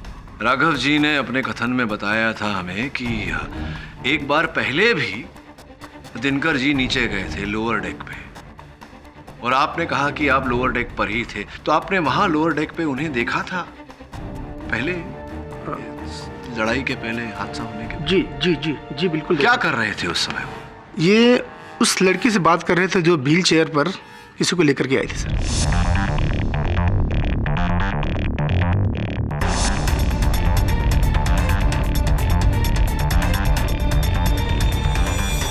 तो महिपाल जी, उस महिला के बारे में कोई जानकारी है आपके पास? नाम, अता, पता, कुछ भी? नहीं सर। धन्यवाद। योर ऑनर, मैं एक बार फिर राघव जी को कटघरे में बुलाने की अनुमति चाहता हूँ। राघव जी, महिपाल जी ने अभी अभी जिस महिला का जिक्र किया, उसके बारे में कुछ बता सकते हैं आप हमें? देखिए वकील साहब, उस महिला को मैं ज़ाती तौर पर नहीं जानता था। पहली बार उसको बोर्ड पर देखा था व्हीलचेयर के साथ में। ना तो मेरी उससे बात हुई थी, ना ही मेरी कोई जान पहचान थी। तकरीबन 27-28 साल की उसकी उम्र होगी, और जिस शख्स को व्हीलचेयर पर लेकर आई थी उसके चेहरे पर मास्क और जिस्म में शॉल लपटा हुआ था। दिनकर के समुंदर में गिरने के बाद इस लड़की ने ही हमें बताया कि बोट के निचले हिस्से में भी इन दोनों का झगड़ा हो रहा था। ऐसी तो आप पहले व्यक्ति थे जिसने दिनकर जी को वहां समुद्र में गिरते हुए देखा। कैसे पता चला आपको कि वो दिनकर जी ही हैं? मेरा अर्थ है कि कितनी अच्छी तरह से जानते थे आप दिनकर जी को? कब से जानते थे? नहीं वकील साहब, मैं उसको पर्सनली नहीं जानता, बोट पर ही देखा था मैंने। कमाल है, आप दिनकर जी को जानते भी नहीं थे, उन्हें बोट पर देखा था, फिर भी आपने समुंदर की लहरों के बीच इतने अंधेरे में ये जान लिया कि वो दिनकर जी ही है। वकील साहब, मैंने जैसे आपसे कहा कि मैंने उसको बोट पर देखा, तो फिर मैंने उसको नीचे जाते हुए भी देखा था। ये तो आपकी निरीक्षण शक्ति की दाद देनी चाहिए मुझे। तो अगर आपने दिनकर जी को इतनी गौर से देखा था तो आपको याद होगा कि उस दिन उन्होंने क्या पहना था। दिनकर ने उस वक्त एक नीली कलर की कमीज, काले कलर का पैंट और काले जूते पहने थे। वाह, क्या बात है राघव जी, आपकी इस निरीक्षण शक्ति की मैं दाद देता हूँ। एक बात बताइए, आप हर व्यक्ति को इतने ही गौर से देखते हैं, भापते हैं, या सिर्फ दिनकर जी? वकील साहब, ऑब्जर्वेशन, मेमोरी, ये दोनों चीजें मेरी बहुत स्ट्रांग है। एक बार मैं जिसको देख लेता हूं ना, कभी भूलता नहीं हूं। सब कुछ छोड़ के मैं दिनकर को ही क्यों ऑब्जर्व करूंगा? मेरा उससे लेना ही देना क्या है? हाँ, ये बात तो है। केवल दिनकर जी को क्यों ऑब्जर्व करेंगे? वैसे आपकी इस निरीक्षण शक्ति और स्मरण शक्ति का मैं कायल हो गया हूँ Raghav ji. Thank you sir, thank you. आपकी अनुमति हो तो एक बस यूं ही एक परीक्षा छोटी सी ले लूं आपकी? ठीक है सर। धन्यवाद। ये कागज, ये कलम, मैं चाहता हूं कि आपकी स्मरण शक्ति और आपके बीच जो गहरा रिश्ता है उसका कोई प्रमाण आप हमें दें। इतने समय से आप इस अदालत में उपस्थित हैं, यहाँ हर वस्तु पर आपने गौर किया होगा। मैं अपेक्षा करता हूं कि इस मेज पर जितनी वस्तु रखी है वो स्मरण तो होगी आपको, उसकी एक लिस्ट आप बना दें। हाँ, किंतु उस ओर देखे बिना ऐसे घूम जाइए। धन्यवाद।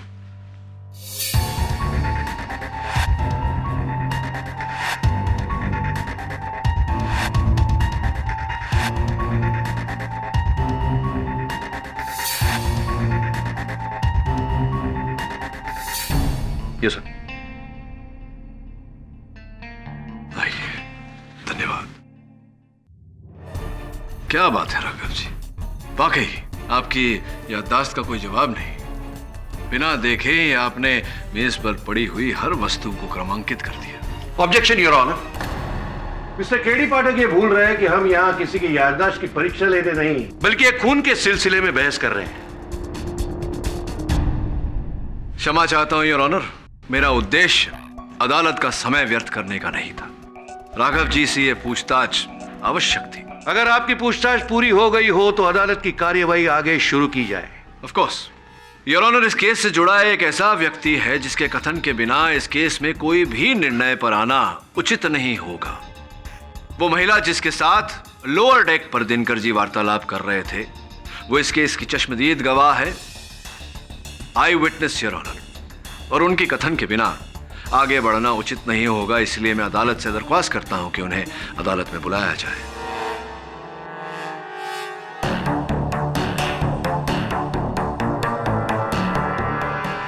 योर ऑनर, ऐसे किसी भी कथित महिला को अदालत में बुलाकर अदालत का वक्त जाया करने से पहले मैं खुद इस पूरे केस से जुड़े हुए ऐसे एक चश्मदीद गवाह को बुलाना चाहता हूं जिसका पता पुलिस ने लगा लिया है। इसके बयान के बाद गवाह के तौर पे और किसी को बुलाने की जरूरत नहीं पड़ेगी। मैं सुधा पुंडीर और दिनकर पुंडीर की बेटी रुशाली पुंडीर को पेश करने की इजाजत चाहता हूं।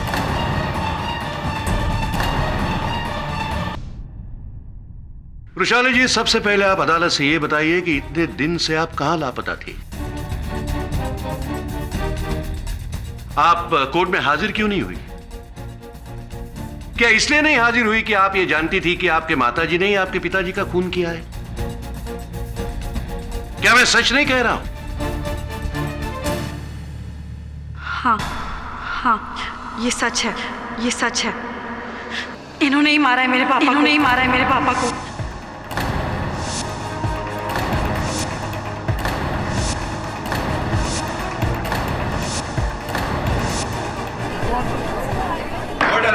Silence, please. वृषाली जी, ये मैं जानता हूं कि ये सारी बातें सामने रखते हुए आपको कितनी तकलीफ होती होगी। शायद इस तकलीफ से बचने के लिए आप इतने दिन लापता थी।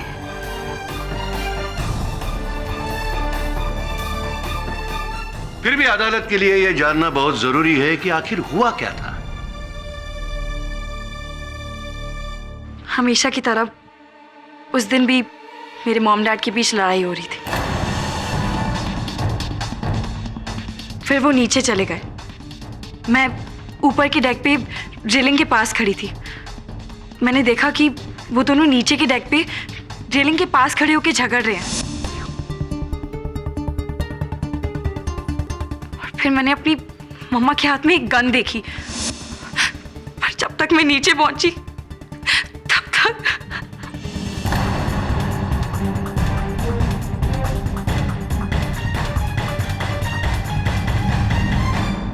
योर ऑनर, सुधा पुंडीर की बेटी वृषाली पुंडीर के इस बयान के बाद मुझे नहीं लगता कि और कुछ जानने के लिए बाकी है। योर ऑनर, इसके बयान को मद्देनजर रखते हुए मैं चाहता हूं कि कोर्ट अपना फैसला सुनाए।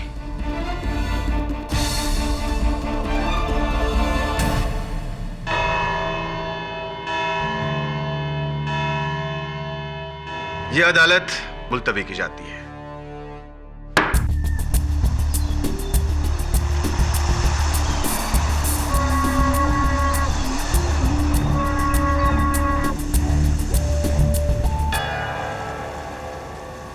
वरुण, तुझे पूरा यकीन है कि तूने उस नर्स को व्हीलचेयर के साथ यहीं देखा था? हाँ सर, यहीं देखा था। ये मार्क्स तो मुझे व्हीलचेयर के लग रहे हैं।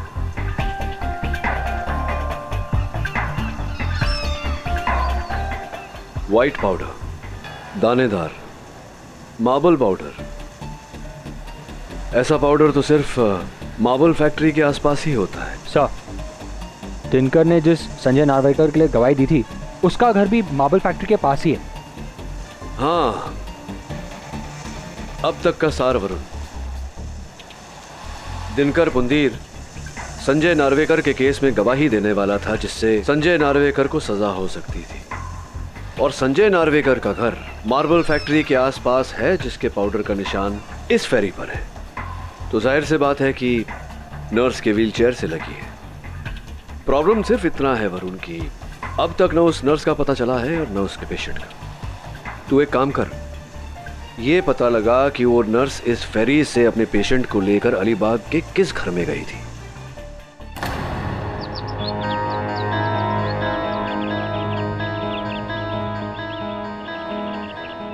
ये घर संजय नार्वेकर के नाम पे रजिस्टर्ड है और मैंने पता लगा लिया है, ये वही संजय नार्वेकर है जिसका मुंबई में मार्बल फैक्ट्री के पास बंगलो है।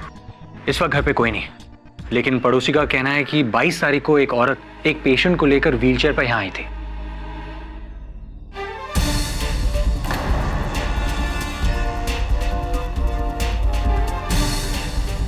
वरुण, तू एक काम कर, जाओ और यहाँ के पुलिस को सूचित कर, अपनी पहचान बिना बताए कि मैं यानी कि केडी पाठक इस केस के चश्मदीद गवाह को, जिसे सब खोज रहे हैं, उसे भगाने में मदद कर। क्या ये आप क्या कह रहे हैं सब?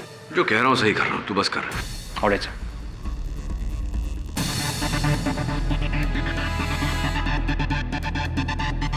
योर ऑनर, दिनकर पुंडीर के केस में एक नया खुलासा हुआ है। दिनकर जी का मृत शरीर पुलिस को समुद्र से मिला है और पोस्टमार्टम रिपोर्ट से यह जाहिर है कि दिनकर जी की मृत्यु गोली लगने से ही हुई है। पहले उन्हें किसी ने गोली मार दी और फिर समुद्र में ढकेल दिया।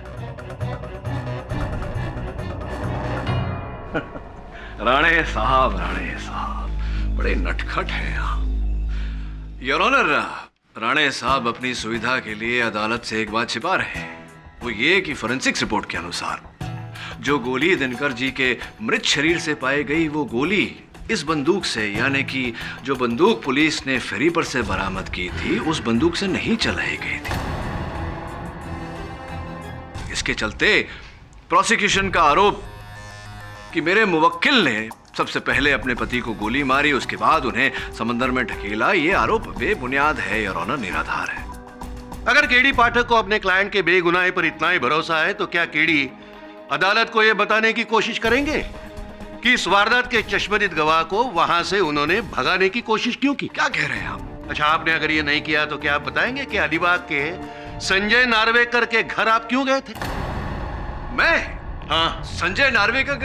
योर ऑनर, मैं तो आज तक जीवन में कभी अलीबाग नहीं गया, अलीबाग देखा भी नहीं मैंने। आप वहां गए थे? मिथ्या है योर ऑनर, झूठ बोल रहे हैं। आप वहां गए थे? अरे कभी गया था? किसने कहा गया था? और वहां इस वारदात के चश्मदीद गवाह को वहां से बाहर जाने के लिए आपने कहा, और इसकी सूचना अलीबाग के पुलिस को किसी मुखबिर ने दी थी। साहब, चश्मदीद गवाह की गवाही किसी मुखबिर ने पुलिस को दी थी? योर ऑनर, राणे साहब शायद भूल रहे हैं कि अदालत है, यहाँ हर बात की पुष्टि होनी चाहिए, प्रमाणित होनी चाहिए, कोई साक्ष्य होना चाहिए, सबूत होना चाहिए। है योर ऑनर, फिंगरप्रिंट्स एक्सपर्ट को कटघरे में बुलाने की मैं इजाजत चाहता हूँ। क्या आप बता सकते हैं कि आपको संजय नार्वेकर के घर से किन लोगों के फिंगरप्रिंट्स मिले? संजय नार्वेकर के घर से हमें 4 लोगों के फिंगरप्रिंट्स मिले थे। पहला उस घर के मालिक यानी संजय नार्वेकर का था, दूसरा उस बीमार आदमी का जिसे मुंबई से अलीबाग लाया गया था यानी मधुकर मोरे जी का, तीसरा नर्स अपर्णा का, और चौथा मिस्टर केडी पाठक का। ये रहे फिंगरप्रिंट्स की कॉपी सर। असंभव है यार ऑनर, इट्स इम्पॉसिबल, एक हो ही नहीं सकता। संजय नार्वेकर के अलीबाग सर देखिए राणे साहब, आप जगह देंगे तो please please please go ahead. Sir एक बात बताइए कि हर फिंगरप्रिंट के ऊपर व्यक्ति का नाम लिखा हुआ है, जिसके फिंगरप्रिंट्स ये हैं। अगर ये नाम मैं छिपा दूं तो क्या आप इन फिंगरप्रिंट्स को आइडेंटिफाई कर पाएंगे? जी नहीं, उसके लिए मुझे मैग्नीफाइंग ग्लास की जरूरत पड़ेगी। Yes of course. Varun, thank you. हाँ सर, ये लीजिए मैग्नीफाइंग ग्लास, ये 3 सेट ऑफ फिंगरप्रिंट्स। बताइए।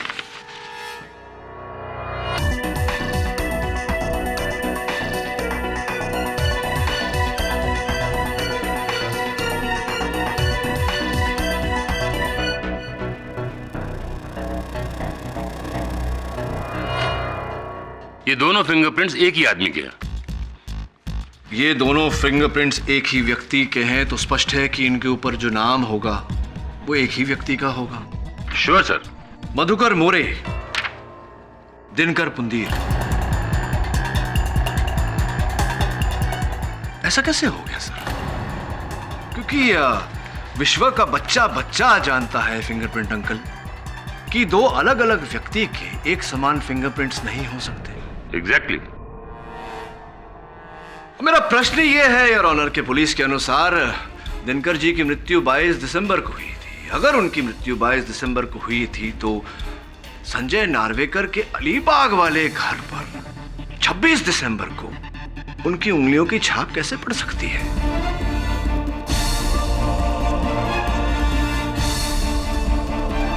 इसका तात्पर्य यह हुआ योर ऑनर कि मधुकर मोरे नाम का कोई व्यक्ति नहीं 22 दिसंबर को संजय नार्वेकर के अलीबाग वाले घर से जिस व्यक्ति के उंगलियों के छाप पाए गए वो दिनकर पुंदीर ही थे। इसका अर्थ यह हुआ योर ऑनर कि 22 दिसंबर को दिनकर पुंदीर की मृत्यु नहीं हुई, सुधा जी ने उन्हें गोली नहीं मारी, ये निर्दोष है।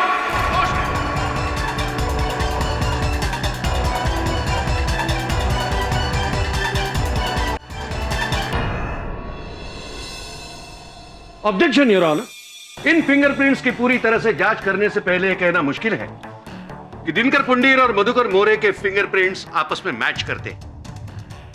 मुझे पूरा भरोसा है योर ऑनर कि अपने क्लाइंट को बेगुनाह साबित करने के लिए केडी पाठक ने चली हुई ये नई चाल है, लेकिन इस चाल को नाकामयाब करने के लिए मैं ऐसे गवाह पेश करना चाहता हूं जिन्हें भगाने की कोशिश केडी पाठक ने की थी।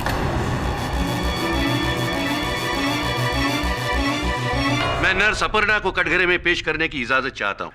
इजाजत है? अपर्णा जी, आप अदालत को यह बताएगी कि 22 तारीख की रात लोअर डेक पर आपने इन्हें अपने पति के साथ देखा था या नहीं? जी हाँ, देखा था। इनके पति के साथ इनका किसी बात पर झगड़ा चल रहा था और सडनली एक पॉइंट पर गुस्से में इन्होंने अपने पति पर गोली चला दी और उन्हें समुंदर में ढकेल दिया। ये झूठ बोल रही है मिलोड, मैंने खून नहीं किया। झूठ कितनी भी जोर से बोला जाए, झूठ झूठ ही होता है। योर ऑनर, सारे सबूत और सारे गवाह एक ही तरफ इशारा कर रहे हैं कि सुधा जी ने ही अपने पति का खून किया है। योर ऑनर, अगर राणे साहब को आपत्ति ना हो तो मैं नर्स जी से कुछ प्रश्न करने की अनुमति चाहता हूं। इजाजत है? Try your luck.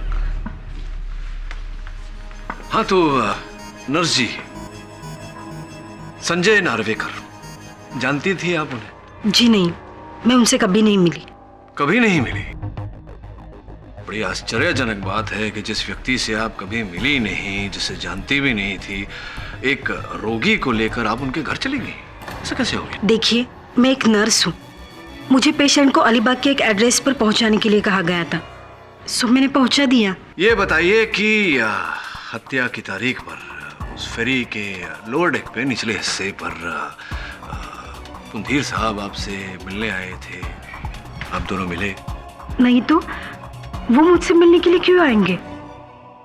अद्भुत बात है, क्योंकि बाकी जो यहाँ साक्षी हैं उनके कथन से हमें ये पता चला कि दिनकर साहब आए थे नीचे, आप दोनों की मुलाकात भी हुई, कुछ वार्तालाप भी हुई, शायद इस बात को लेकर कि वो संजय नार्वेकर साहब के केस में गवाही देने वाले थे, जिस गवाही के कारण संजय नार्वेकर जी को सजा भी हो सकती थी। कहीं ये बातचीत तो नहीं हुई आप दोनों में? देखिए, मैंने आपसे पहले भी कहा है कि मैं संजय नार्वेकर को पर्सनली नहीं जानती हूँ, तो फिर मैं कैसे कह सकती हूँ कि उन पर कौन सा केस था और किसने गवाही दी थी? ये बात तो है, लेकिन क्यों मुझे ऐसा लगता है कि आप संजय नार्वेकर को जानते? एक प्रमाण पत्र है मेरे पास। हाँ, असल में ये एक ब्याह की रजिस्ट्री का प्रमाण पत्र है। देखिए, संजय नार्वेकर, अपर्णा साहूकार आप ही हैं, ये आप ही के घर का पता है। तो इसके अनुसार तो आप दोनों का ब्याह हुआ था, तो अगर आप उसे जानती भी नहीं थी, पहचानती भी नहीं थी, तो ये ब्याह कैसे हो गया, विवाह कैसे हो गया? नहीं, ये सच है, मेरी और संजय की शादी हुई थी। तो इसका अर्थ यह हुआ कि आपने अपने पति को बचाने के लिए दिनकर जी की हत्या की है। मैं सच कह रही हूँ, मैंने उनका खून नहीं किया। सच तो ये है कि आप ही ने उनकी हत्या की है। आपने पहले उन्हें गोली मारी और फिर उन्हें समंदर में ढकेला, आप ही ने किया है। मैंने गोली नहीं मारी। अरे आप ही ने गोली मारी, आप ही ने समंदर में डाला है उन्हें। नहीं मारा मैं। तो किसे डाला आपने? अरे उस पुतले को। किस पुतले को?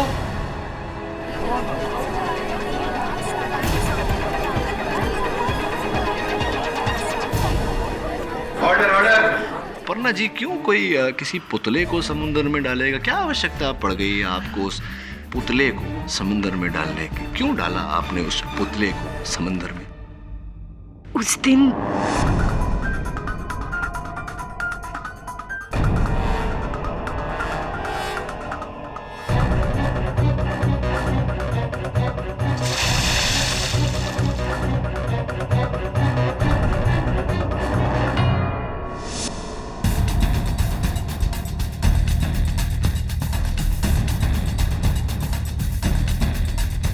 पुलिस से बचने के लिए संजय और दिनकर ने मिलकर ये प्लान बनाया था, जिससे सबको ऐसा लगे कि उसने आत्महत्या की है। इसीलिए उस दिन वो नीचे डेक पर मुझे मिलने के लिए आया था, लेकिन उसी वक्त उसके पीछे पीछे आकर सुधा ने हमारा प्लान खराब कर दिया और उसके केस में फंस गई ये। बस बस बस बस बस, मैं समझ गया कि क्या हुआ। ये प्लान बना और आपने संजय को अपना रोगी बनाकर व्हील चेयर पर बिठाकर संजय नार्वेकर के अलीबाग वाले घर में पहुंचाकर वहां उसकी हत्या की। Very simple. नहीं, मैंने उसका खून नहीं किया। तो किसने किया है? मुझे नहीं पता। आपको पता नहीं कि उसकी हत्या किसने की, जबकि आप वहां थी, उपस्थित संजय नार्वेकर के घर पर। मैं आपसे सच कह रही हूँ, मैंने उसका खून नहीं किया। तो किसने किया? मुझे नहीं पता। कैसे नहीं पता? क्या संजय जी ने किया? क्या हो सकता है क्योंकि आप और संजय जी थे सिर्फ वहां, और दिनकर जी की मृत्यु तो हो चुकी, तो या तो आपने किया या संजय जी ने किया। संजय जी ने? हाँ, शायद संजय जी ने किया हो। योर ऑनर, एक नहीं अनेक मिथ्या है यहाँ पर। अपर्णा जी वहां उपस्थित थीं, पर कह रही हैं कि इन्हें इस मामले में कुछ नहीं पता, हत्या इन्होंने नहीं की। हो सकता है कि संजय नार्वेकर ने हत्या की हो। स्पष्ट है योर ऑनर कि मिथ्या में से सत्य को निकालने के लिए संजय नार्वेकर जी का कथन बहुत ही जरूरी है। मैं उन्हें अदालत में बुलाने की अनुमति चाहता हूँ। केडी, तुम जानते हो कि संजय नार्वेकर यहाँ उपस्थित नहीं है, फिर अदालत का वक्त क्यों जाया कर रहे हैं? राणे साहब कमाल करते हैं। इतने वर्षों से मैं एक ही बात कह रहा हूं कि जो होता है वो दिखता नहीं, और जो दिखता है वो होता नहीं। तो हो सकता है कि इस उदाहरण में जो हमें दिखाई नहीं दे रहा वही हो। योर ऑनर, हो सकता है कि संजय नार्वेकर इसी अदालत में हो। क्यों राघव जी? अरे रुकिए रुकिए रुकिए रुकिए, आइए तो जरा यहाँ। इतनी शीघ्रता से कहां चले? जरा अपना परिचय तो करवाने का मौका दीजिए। योर ऑनर, राघव जी उर्फ संजय नार्वेकर। संजय नार्वेकर।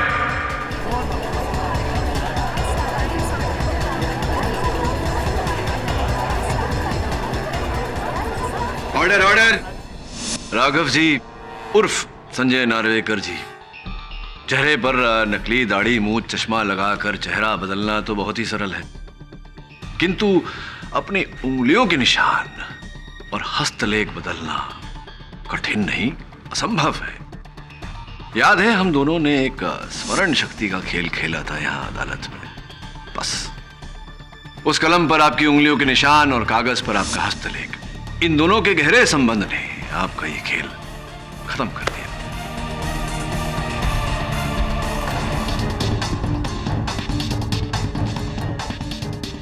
जी हाँ मिलोड, जी हाँ मिलोड, मैंने ही दिन का कत्ल, मैंने ही दिन का कत्ल।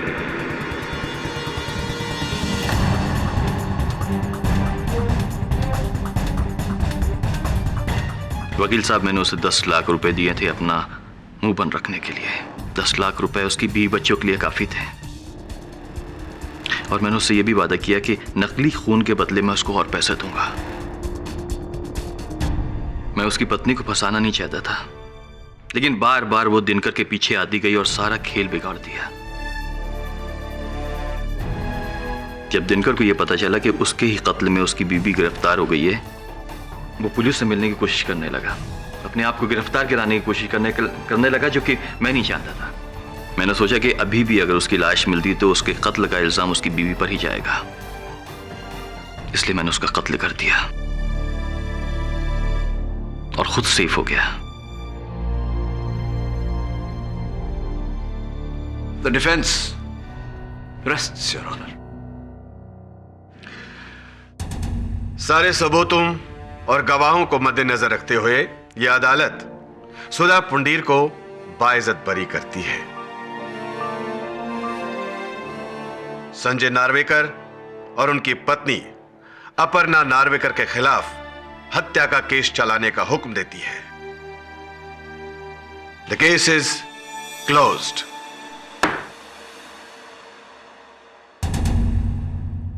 ऐसे और भी मजेदार वीडियो के लिए हमारे चैनल को लाइक, शेयर और सब्सक्राइब करें।